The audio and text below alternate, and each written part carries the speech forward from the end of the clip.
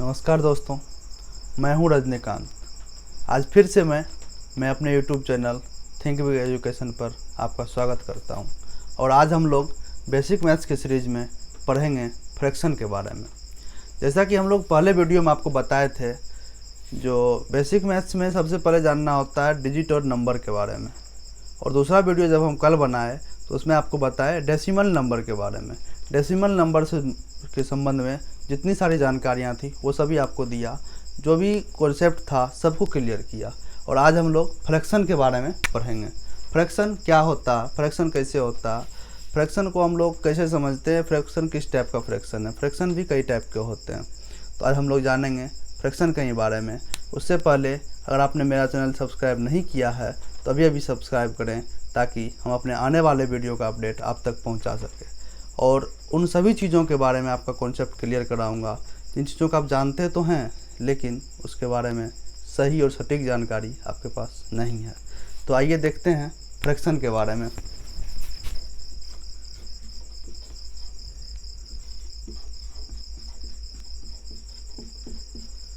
Fraction, सबसे पहले हम लोग समझेंगे फ्रैक्शन किस टाइप का होता है, फ्रैक्शन कैसे लिखते हैं।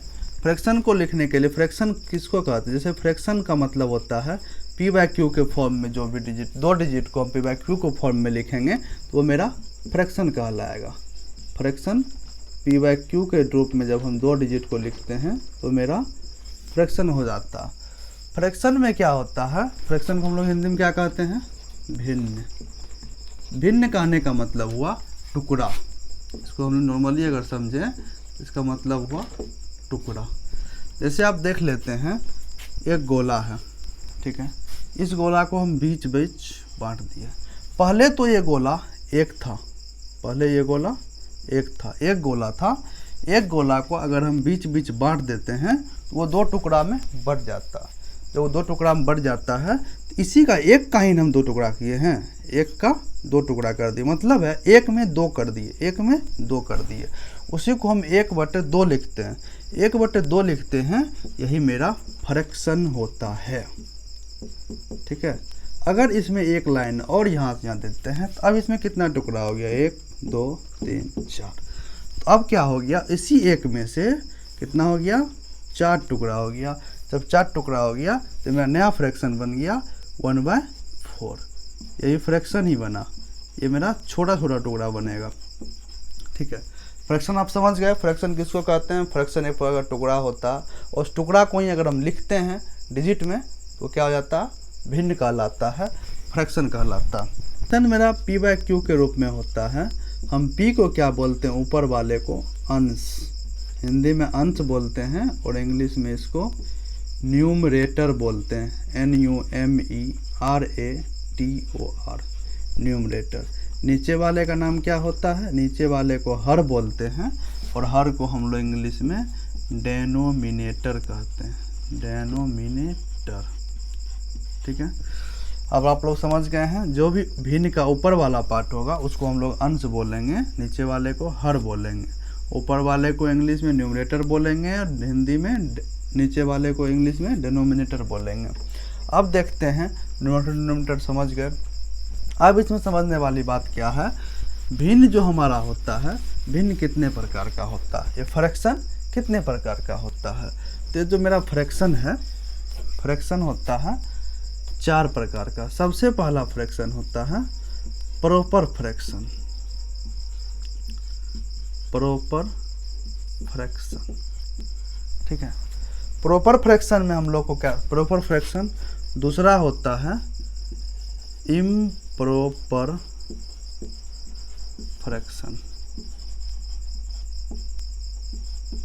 ठीक है। तीसरा होता है मिक्स्ड फ्रैक्शन,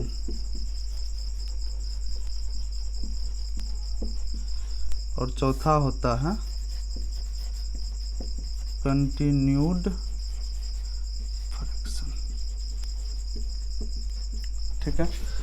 इस कंटिन्यूड फ्रैक्शन 4 टाइप के फ्रैक्शन होते हैं। सबसे पहला प्रॉपर फ्रैक्शन, दूसरा होता है इम्प्रॉपर फ्रैक्शन, तीसरा होता है मिक्स्ड फ्रैक्शन और चौथा होता है कंटिन्यूड फ्रैक्शन। तो हम प्रॉपर फ्रैक्शन किसको बोलते हैं? प्रॉपर फ्रैक्शन हम उसको बोलते हैं जो कि हम लोग जो पढ़ते हैं उस पढ़ाई के क्षेत्र में सबसे ज़्यादा कौन मिलता है हमको, लगभग 50 से 60% सवाल जो आएगा वो आपका आएगा प्रॉपर फ्रैक्शन टाइप में। प्रॉपर फ्रैक्शन ही आएगा 50-60% में। वहीं कहीं 10 से 15% में क्या आता है, इम्प्रॉपर फ्रैक्शन। मिक्स्ड फ्रैक्शन आपको 15% लगभग ईवी आता है, और बाकी जो बचता है कंटिन्यूड बहुत कम बचता है, बहुत कम, वो भी जनरल कंपटीशन में यूज होता है। कंटिन्यूड फ्रैक्शन के बारे में हम लोग जनरल कंपटीशन में पढ़ते हैं। तब ये सब जो फ्रैक्शन है वो क्या होता है, किस टाइप का होता है। प्रॉपर फ्रैक्शन क्या होता है, जैसे कि 3/5, 4/7, 9/11 या फिर 10/17। प्रॉपर फ्रैक्शन का फंक्शन ये होता है, इसका जो अंश जो होगा वो हमेशा हर से छोटा होगा। प्रॉपर फ्रैक्शन का अंश जो होगा वो हर से छोटा होगा। ये वाला ऊपर वाला जो अंश है, अंश वो हर से हमेशा छोटा होगा।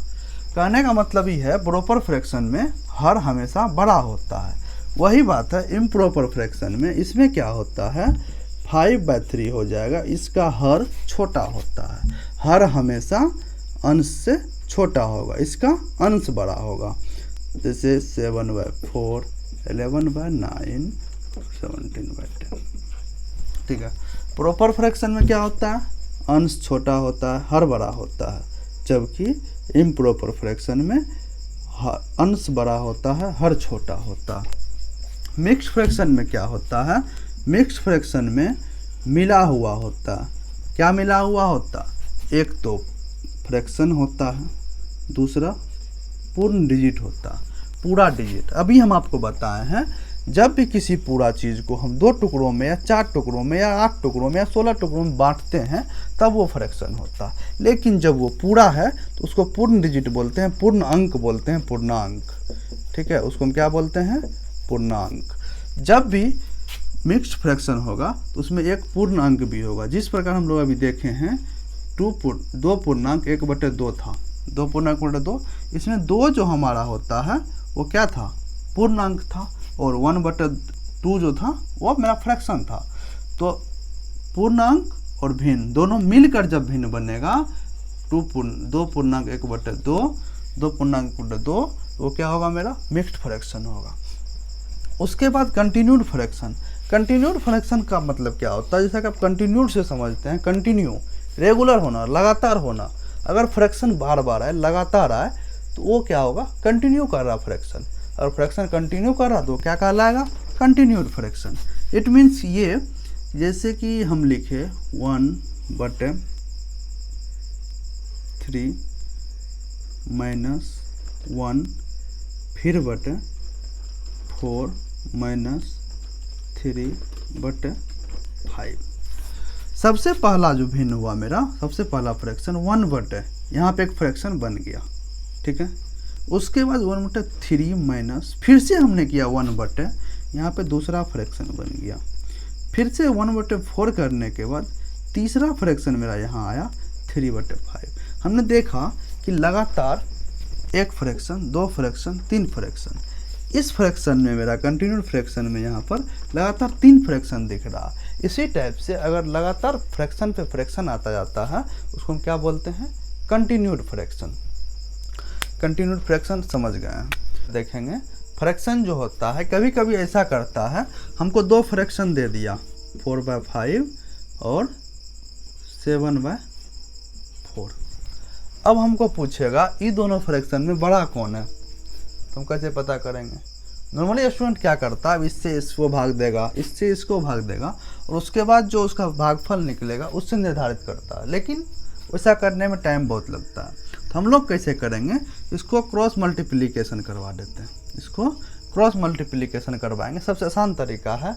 नॉर्मली जो कॉन्सेप्ट वाला सवाल होगा वही हम आपको यहाँ बताएंगे। कॉन्सेप्ट क्लियर होना चाहिए आपका, ठीक है। इसको हम क्रॉस मल्टीप्लिकेशन करेंगे दोनों भिन्न में, तो 4 × 4। सबसे पहला यहाँ पर जो लिखेंगे वो अंश को लिखेंगे। इसका अंश क्या है 4, इसका अंश क्या है 7।